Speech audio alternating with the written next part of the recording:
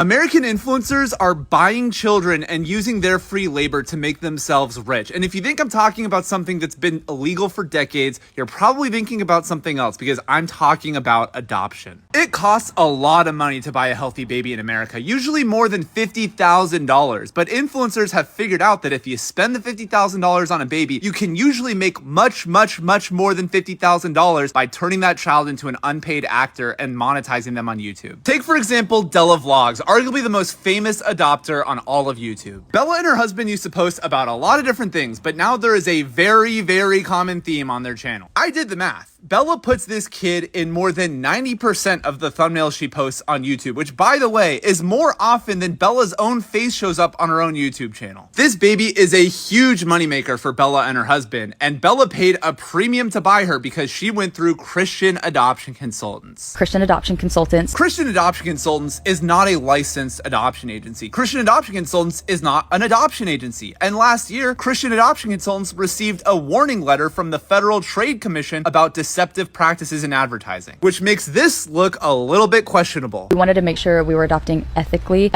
the most incredible adoption consultant agency, ethical agencies. I can recommend ours a million times. It's Christian Adoption Consultants. And Bella didn't stop there, because in a YouTube video that she deleted almost immediately due to backlash, she and her husband promoted Christian Adoption Consultants in what appeared to be an undisclosed advertisement. Bella and her husband are far from the only people doing this. In the United States, there are dozens of influencers who have bought babies and milked these adopted children for ad revenue for years now. There's even now a documentary on the Micah Stauffer saga where she bought a baby, milked him for ad revenue, and then rehomed him when he became too inconvenient for her. We live in a country where adoption agencies will sell children to influencers, knowing full well these kids will become non-consenting influencers themselves, despite the fact that these adoption agencies have discriminated based on race, religion, gender, marital status, and even sexual orientation for decades. Because in America, adoption is not about child welfare. It's about money.